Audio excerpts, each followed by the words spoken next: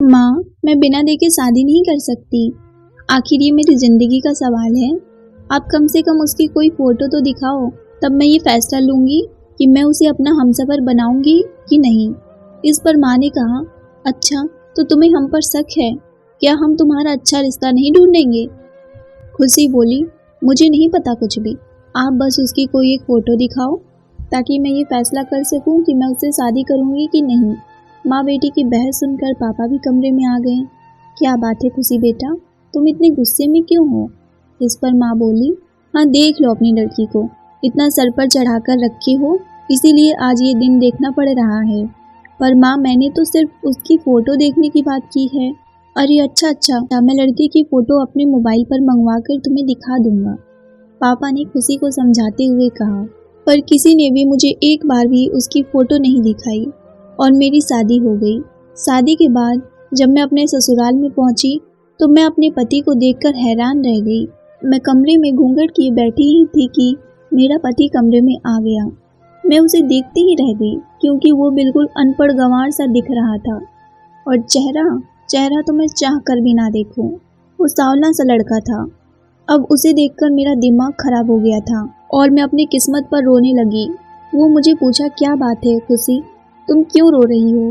घर पर बात करना चाहती हो क्या? मैंने उससे बोला, बिल्कुल नहीं। मेरे घर वाले ने ही तो मेरी जिंदगी तबाह कर दी तुमसे शादी करके।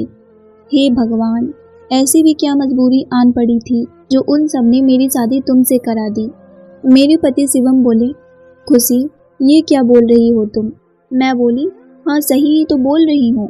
क्या औकात है तुम्हारी कि तुम मेरे पति बन सको? मैं पढ़ी लिखी और तुम अनपढ़ गंवार, मैं गोरी चिट्टी और तुम काले कलूठे। मेरी तो किस्मत ही फूटी थी कि तुम मेरे पति बनी। शिवम की आंखों में आंसू भर गए थे। वो बिना कुछ बोले कमरे से बाहर चले गए और कुछ देर बाद आए और एक तकिया लेकर नीचे बिछा कर सो गए। मैंने भी भगवान का शुक्रिया अदा किया और बेड पर सो गई। अगले दिन सुबह के 10 बज रहे थे। शिवम ने मुझसे कहा, अब ब्रश करके कुछ खा लो, टाइम बहुत ज़्यादा हो गया है। मैंने कहा, अरे चुप रहो तुम, मुझे तुम्हारी एक शब्द भी नहीं बर्दाश्त होता। और एक बात, मैं किसी और लड़के से प्यार करती हूँ, पर वो हमारी जाति का नहीं था, इसीलिए मेरे माँ बाप ने मेरी शादी तुमसे करा दी। इसका ये मतलब नहीं है कि तुम मुझ पर अपना हक जताओ। मैंने आज अपनी सारी हदें पार कर दी थी और अपने प्यार के बारे में अपने पति को बता दी, पर उन्होंने मुझे डांटने मारने की वजह वो बोले, वो मैं दुकान पर जा रहा था तो मैंने सोचा आपसे बोल दूं कि आप खाना खा लो। मैं बिना कुछ बोले नहाने के लिए चली गई। वो भी अपनी दुकान पर चले गए। मेरे पति का एक कपड़े का दुकान था। वो सुबह 11 बजे जाते थे तो रात को ही 8 बजे आते थे। मैं उसके जाने के बाद तो चैन से रहती थी, पर जैसे ही वो दुकान से आता तो उसका शकल देखकर मेरा दिमाग खराब हो जाता था। मैं चुपचाप अपने कमरे में रहती और पूरा दिन अपने प्यार आकाश से बातें करती। एक दिन मेरे पति आकाश से बात करता हुआ मुझे देख लिया। मैं तो डर गई थी कि अब तो वो मुझे मारेंगे या फिर रिश्ता तोड़ देंगे, पर उन्होंने तो मुझसे बिना कुछ बोले चुपचाप कमरे से बाहर चले गए। मुझे बहुत गुस्सा आ गया। मैंने कहा, क्या है तुम्हें? पत्थर का दिल है क्या तुम्हारा? अपनी पत्नी को किसी और से बातें करते देख भी उसे नहीं छोड़ते या फिर डांटते।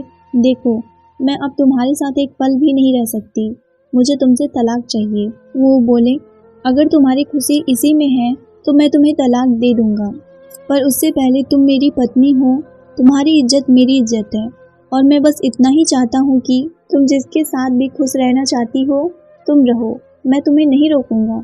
लेकिन एक बार फिर से तुम अपने प्यार से बात कर लो कि वो तुम्हारा पूरी जिंदगी भर साथ तो देगा ना।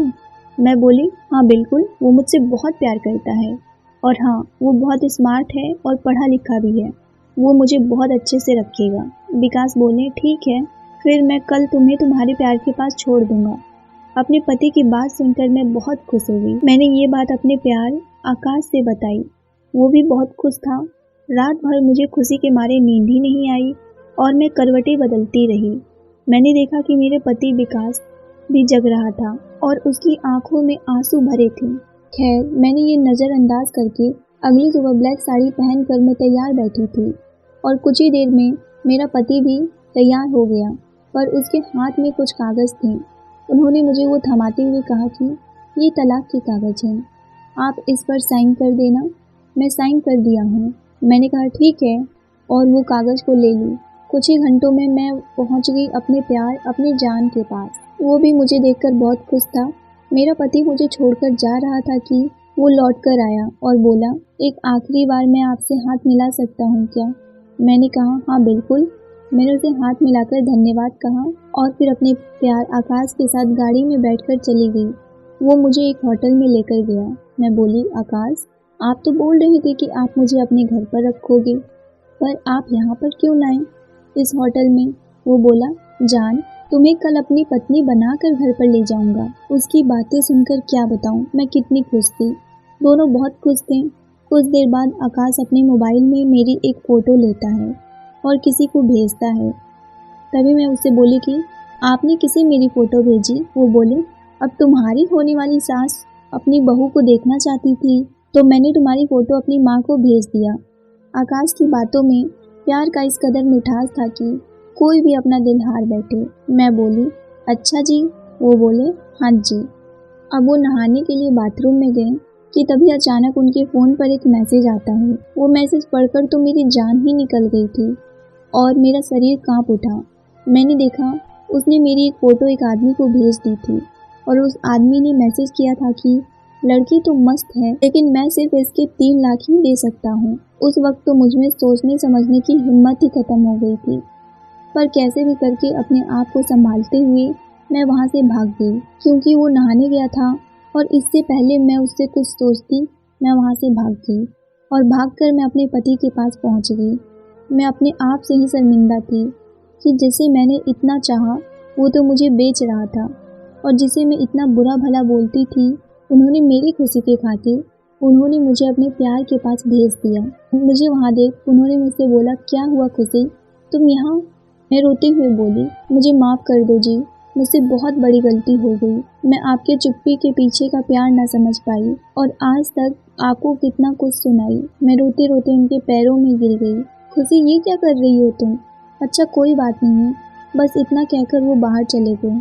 मैं समझ गई थी कि वो मुझसे नाराज़ हैं, पर मैंने सोचा कि मैं उन्हें मना लूँगी। वो जब शाम को घर आए तो खाना खाकर नीचे सोएं। सुनिए जी, आप यहाँ ऊपर सो ना। मैंने कहा, अच्छा नहीं आओगे तो ठीक है, मैं भी नीचे आपके साथ सोऊंगी। मैं जब नीचे बिस्तर लगा ही रही थी तो वो बोले, आप वहीं सोइए, मैं भी ऊपर आता हूँ।